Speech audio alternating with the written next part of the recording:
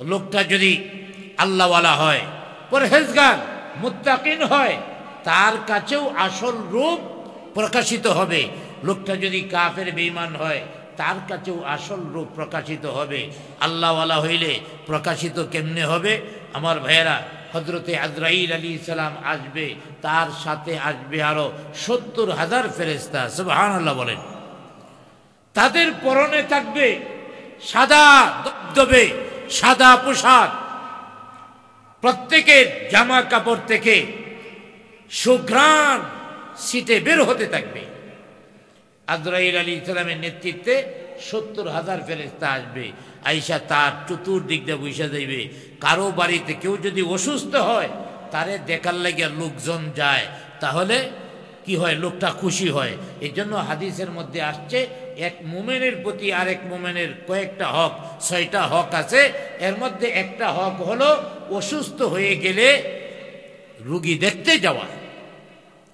এই দেখতে যাওয়ার সময় সাবলীল ভাবে যাওয়া, চিরা ভরা কাপড় পরে না যাওয়া।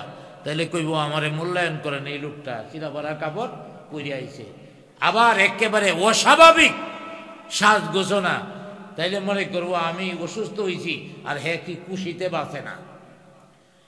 তো সাধারণ পোশাক, যেটা সাদা শান্তির প্রতীক, আজরাইলগণ সেই সাদা পোশাক পরে আসবে। তাদের সাথে তার জন্য কাফনের কাপড় থাকবে।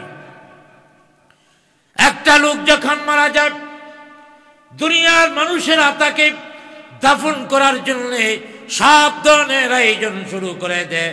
কোনো মানুষ বাঁশ আনার জন্য চলে যায়, কেউ কাফনের কাপড় আনার জন্য চলে যায়, কেউ চাটাই আনার জন্য চলে যায়, কেউ কবর খনন করার জন্য লোক আনতে চলে যায়। আবার ভাইরা, দুনিয়ার মধ্যে যেমন কাফনের কাপড় আনতেও কেউ কেউ যায়। একজন মুমিন যখন মারা যায়, তাকে নিয়ে আসমানের মধ্যে অনেক আয়োজন শুরু হয়ে যায়। আকাশ থেকে ৭০,০০০ ফেরেশতার একটা বাহিনী নিয়ে হযরতে আজরাইল আলাইহিস সালাম আসেন। তাদের পরনে থাকবে সাদা পোশাক, তাদের কাছে একটা কাফন থাকবে। আমার ভাইয়েরা, দুনিয়ার মানুষেরা লাশটাকে কাফন দিয়া মোড়ায়, আর উপরের ফেরেশতারা তার রূহটাকে কাফন দিয়া মোড়ায়। সুবহানাল্লাহ বলি। আবার ভাইয়েরা, ঈমানদার নেককারের কাছে প্রথম আসে, আয়েশা মাতার কাছ দিয়া আজরাইল আলাইহিস সালাম বসে যায়। তার চতুর্পার্শ্বে একজনের উপরে আরেকজন, একজনের উপরে আরেকজন চতুর্দিকে বসে যায়। ওই লোকটা দেখা খুশি হয়ে যায়, আমার বাড়িতে আজকে এত মেহমান, আমি অসুস্থ, আমাকে দেখার জন্য সবাই এসেছে। আবার ভাইয়েরা, সবার মুখের মধ্যে হাসি থাকবে, তাদের জামা কাপড় থেকে সুঘ্রাণ আইসা ওই লোকটার নাকে লাগবে। অর্থাৎ ওই সময় আর নতুন করে তওবা কবুল হয় না। লোকটা তো নেককার আল্লাহওয়ালা, লোকটা দেখবে আমার দিকে তাকায় সবাই মিটি মিটি হাসে। এর মধ্যে আজরাইল আলাইহিস সালাম মাথার দিক থেকে বুকের কাছে আসবে, আয়েশা ওই লোকটার সামনে দাঁড়াবে আর বলবে, ওরে আল্লাহর প্রিয় বান্দা, আল্লাহ তোমার প্রতি খুশি হয়ে গেছে। তুমি যেমন আল্লাহর প্রতি খুশি ছিলা, আল্লাহ তাআলা তোমার প্রতি রাজি হয়ে গেছে, খুশি হয়ে গেছে। আল্লাহ পাক পাঠাইছে তোমাকে নিয়ে যাওয়ার জন্যে। তোমাকে যদি আমরা নিয়ে যাই, তাহলে এই যে আমার হাতের মধ্যে দেখো জান্নাত, এই জান্নাতের ভিতরে তুমি থাকবা।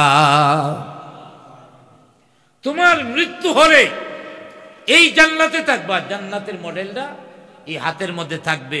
হাতের মধ্যে থাকায় ওই লোকটা জান্নাত দেখিয়া এত অভিভূত হবে, যা দুনিয়ার মধ্যে এত আনন্দিত কখনো হয়নি।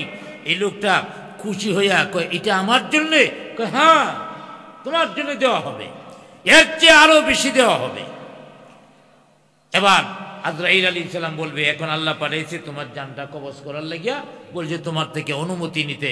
অতএব তুমি যদি অনুমতি দাও, তোমার জানটা কবজ করব।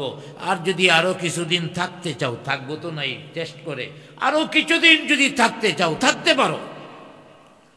দুনিয়ার এই যে ঘটনাগুলি ঘটবে, দুনিয়ার কেউ দেখবে না, শুনবে না।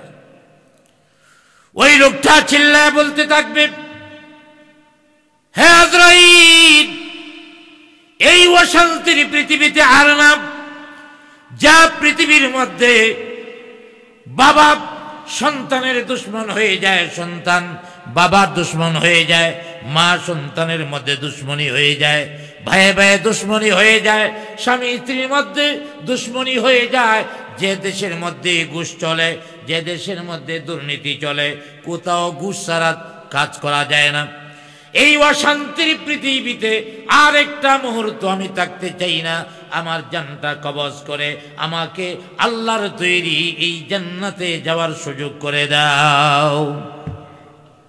অতএব কোন মুফাসসির কোন বলেছেন আল্লাহর প্রকৃত রূপ কোরআনে বর্ণিত যে প্রকৃত অবস্থা হবে, এই প্রকৃত অবস্থা হলো এটা হলো ঈমানদারদের জন্য প্রকৃত অবস্থা।